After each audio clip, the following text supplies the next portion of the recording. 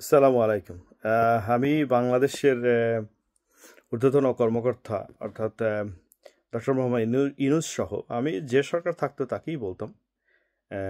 সে তাতে আওয়ামী লীগ থাক, বিএনপি থাক বা যে কোনো সরকার ক্ষমতা থাকলে তাদেরকে উদ্দেশ্য করেই বলছি। আমি একজন প্রবাসী, দীর্ঘদিন যাবৎ বিদেশে থাকি। সো আমি মাঝে মধ্যে খারাপ ভাষা ইউজ করি, কারণ বাংলাদেশের মানুষের কর্মকাণ্ড দেখলে মাথা ঠিক থাকে না। ওই যে হ্যাঁ, আমাদের একজন ভাইরাল মুরব্বি আছে না, কি জানি, ভিয়েনাতে থাকে উনি, কি জানি ওনার নামটা ভুলে গেছি। এই যে বুড়া, খুব বুড়া, ভিয়েনাতে থাকে। যাই হোক, নামটা ভুলে গেছি। তো উনি এরকম খারাপ ভাষা ইউজ করে, তবে আমি ওই ধরনের খারাপ ভাষা ইউজ করি না। আমি কাউকে গালিগালাজ করি না, কারণ এটা ঠিক না।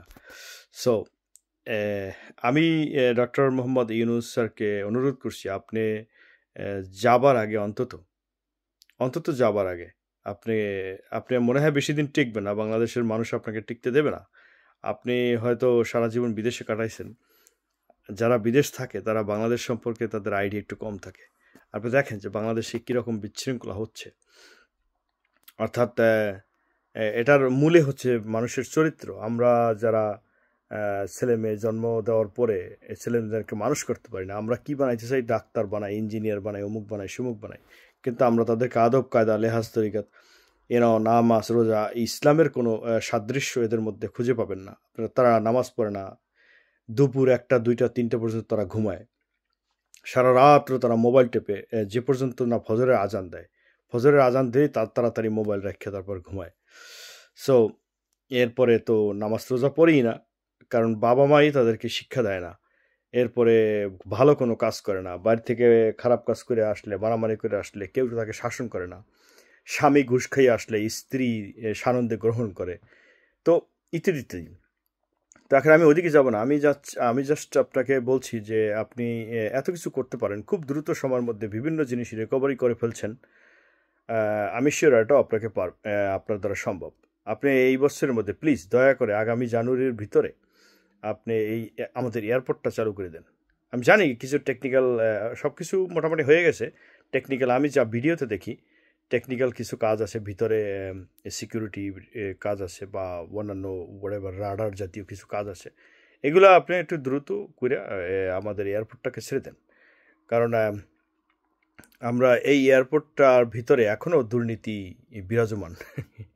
এখনও দুর্নীতি বিরাজমান। এখনও তারা আমাদের লাগেজ, আমরা যারা ইউরোপ থেকে যাই বা আমেরিকা থেকে বা অস্ট্রেলিয়া, বিভিন্ন আমরা 2-3টা দেশ হয়ে এরকম যাই অনেক সময়, বা 1টা বা 2টা বা 3টা এরকম হয়ে যাই। তারপর আমাদের লাগেজগুলো বিভিন্ন জায়গায় চেক হয়। তারপর আমরা যখন দেই লাগেজগুলো তখন চেক হয়, তা সিকিউরিটি চেক হয়। তারপর আমাদের লাগেজগুলা ওইখানে আবার চেক করার জন্য তারা চেষ্টা করে কেন? কারণ ওরা তো ওই যে পূর্বে যে আওয়ামী লীগ সরকারের 17 বছরের আমলে যে জিনিসটা, ওইটা তারা বলতে পারে না এখনও। ওরা এখানে একটা স্ক্যানার বসায়, স্ক্যানারের মধ্যে দিতে বলে। তারপরে যদি আমরা একটু এদিক ওদিক নেবই ভাই, আমরা তো দেশের জন্য নিচ্ছি না। আমরা যদি 2টা সাবানের জায়গায় 3টা সাবান নেই, একটা সাবান বেশিই তো নিচ্ছি। আমরা তো তোদের দেশের জন্য নিচ্ছি। আমরা তো আই মিন এমন কোনো তোদেরকে, আমাদের দেশের জন্য নিচ্ছি, এটা তো আমাদেরই। আমরা যদি একটা জামা কাপড়ের জায়গায় 2টা জামা কাপড় নেই, এতে এটা তেমন অপরাধ আমি মনে করি না। এটা তো ভালো আরো যে আমাদের দেশে কিছু আসছে, আর আমরা তো এটা চুরি করে নেই না রে ভাই।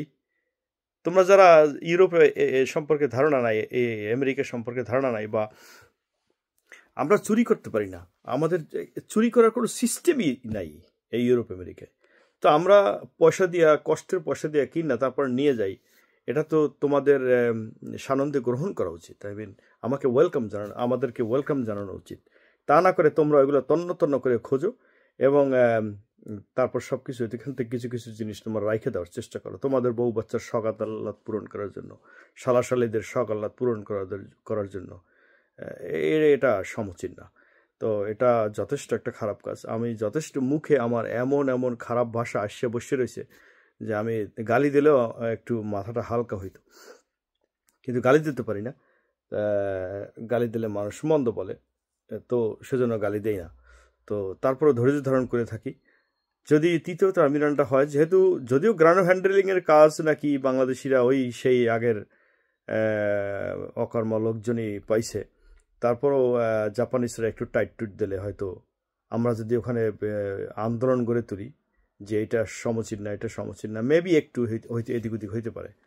কিন্তু রুলস ইজ রুলস, রুলসটাকে একটু পরিবর্তন করা উচিত। আই মিন এত এত শর্টে একটা দরিদ্র দেশের জন্য এই সামান্য রুলসটা, যেমন আপনি মনে করেন একটা দুইটার বেশি কিছু নেওয়া যায় না, যে কোনো জিনিসই হোক, জামা হোক, জুতা হোক, প্যান্ট হোক, পারফিউম হোক, বা হোয়াটএভার এনিথিং অ্যাট অল, দুইটার বেশি নেওয়া যায় না।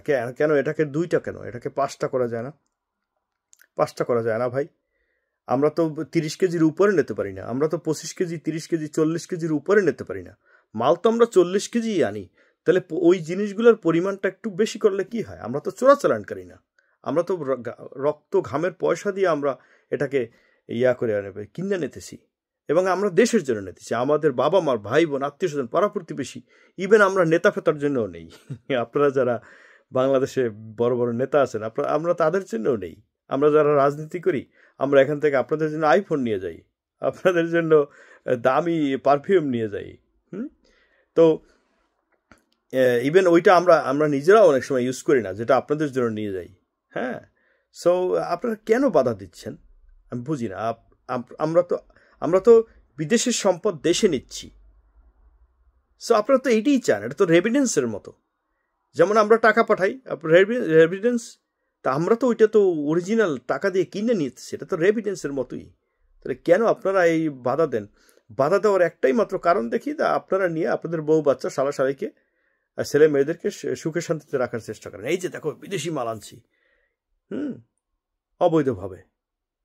So please